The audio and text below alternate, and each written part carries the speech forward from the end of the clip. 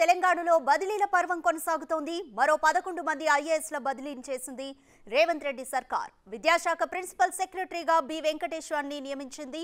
Municipal శాఖ principal సెక్రటరీగా Dana Kishore, Hyderabad water works ఎండీగా Sudarshan Reddy, వాణిజ్య పన్నుల శాఖ కమిషనర్గా శ్రీదేవి, ఆరోగ్య కుటుంబ సంక్షేమ శాఖ డైరెక్టర్గా ఆర్వి కర్ణన్, అటవీ పర్యావరణ శాఖ ప్రధాన కార్యదర్శిగా వాణిప్రసాద్ను నియమించింది.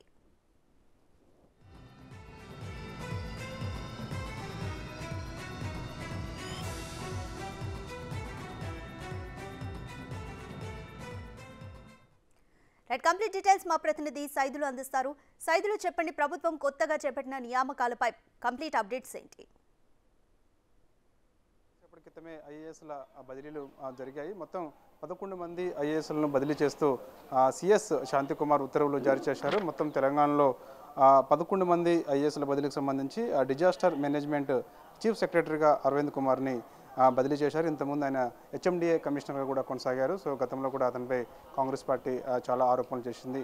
అదేవిధంగా విద్యాశాఖ ప్రిన్సిపల్ సెక్రటరీగా బుర్రా వెంకటేశంని నియమించారు. అదేవిధంగా మున్సిపల్ శాఖ ప్రిన్సిపల్ సెక్రటరీగా దానకిషోర్, హైదరాబాద్ వాటర్ వర్క్స్ ఎండీగా సుదర్శన్ రెడ్డి, వాణిజ్య పన్నుల శాఖ కమిషనర్గా శ్రీదేవి, ఆరోగ్య కుటుంబ సంక్షేమ డైరెక్టర్గా ఆర్వి కర్ణన్, ఇతను ప్రస్తుతం నల్గొండ కలెక్టర్గా ఉన్నారు. సో బదిలీపై ఆరోగ్య కుటుంబ సంక్షేమ డైరెక్టర్గా అతను నియమించారు. అదేవిధంగా అటవీ పర్యావరణ శాఖ ప్రధాన కార్యదర్శిగా వాణిప్రసాద్, మహిళా శిశు సంక్షేమం కార్యదర్శిగా వాకాటి కర్ణ ప్రస్తుతం ఆమె హైదరాబాద్ కలెక్టర్గా ఉన్నారు. సో ఆమె ప్రస్తుతం అయితే మహిళా శిశు సంక్షేమ కార్యదర్శిగా బదిలీ చేశారు. అదేవిధంగా రోడ్ల భవనాలు రవాణా శాఖ కార్యదర్శిగా శ్రీనివాసరాజు, జిఐడి కార్యదర్శిగా రాహుల్ బొజ్జా, వైద్య ఆరోగ్య శాఖ కార్యదర్శిగా క్రిస్టినా, మొత్తం 11 మంది ఐఏఎస్లను కొద్దిసేపటి క్రితమే బదిలీ చేశారు. ఏదేమైనా సరే ఇటు కాంగ్రెస్ పార్టీ అధికారంలోకి వచ్చిన తర్వాత ఒక మార్కెట్ చూపిస్తుంది అనుకోవచ్చు. ఎందుకంటే చూసుకుంటే సంబంధించి మొన్నటి నుంచి కూడా